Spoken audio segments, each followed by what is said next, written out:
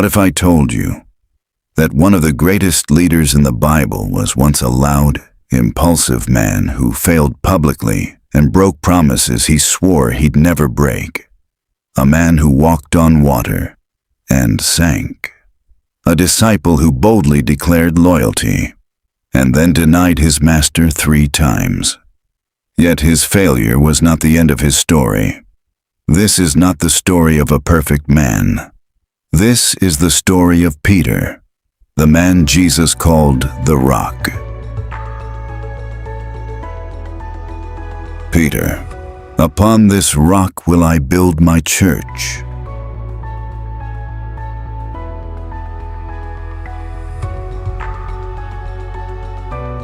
Before anyone called him Peter, his name was Simon. Simon was not famous. He wasn't powerful. He wasn't religious royalty. He was a fisherman, and fishing back then wasn't peaceful or relaxing. It was exhausting. Cold nights, long hours, dirty hands. Some days he caught fish. Most days, he didn't. Simon's life was simple. Wake up, work hard, survive, repeat. Sound familiar? Many people today are just like Simon, working hard, dreaming quietly, hoping something changes.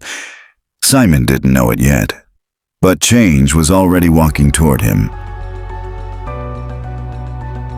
One morning, after a long night of catching absolutely nothing, Simon was washing his empty nets. That's when he noticed a crowd forming. At the center of the crowd stood a man, Jesus. Jesus asked Simon for something small. "Can I use your boat?" Simon agreed. Jesus taught the people, then turned to Simon and said something unexpected. "Go back into the deep water. Let down your nets again." Simon was tired, frustrated, probably annoyed. He said, "Master, we worked all night and caught nothing." But then he said something powerful. "But because you say so, I will try again." Simon dropped the nets. Suddenly, fish everywhere. So many fish the nets began to tear. The boat almost sank. Simon fell to his knees, and Jesus said, "Do not be afraid. From now on, you will fish for people." Simon walked away from everything, the boat, the fish, the old life, and followed Jesus. Jesus gave him a new name, Peter, meaning the Rock. Peter became bold. He talked fast. He acted faster. When Jesus walked on water, Peter jumped out of the boat. Yes, he sank. But let's be honest, he was the only one who tried. Peter saw miracles. He saw blind eyes open. He heard truth that shook the world. One day Jesus asked, "Who do you say I am?" Peter answered without hesitation, "You are the Messiah."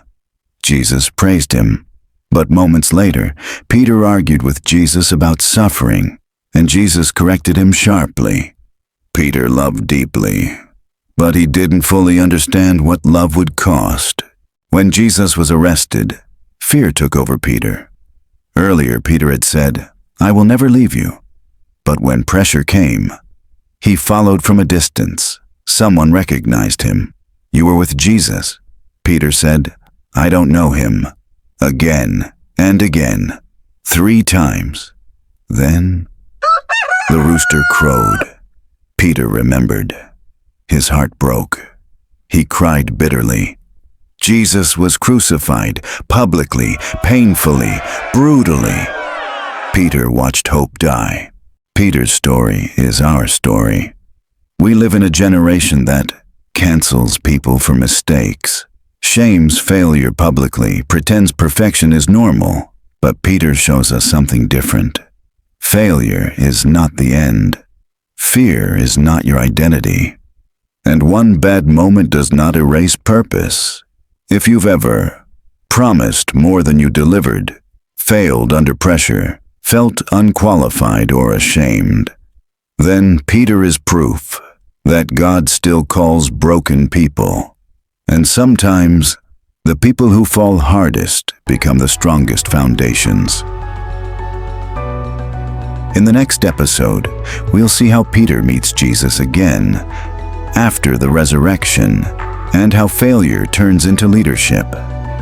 Kindly subscribe to our YouTube channel, like, comment, and share among your loved ones and friends. See you on the next episode, and don't miss it.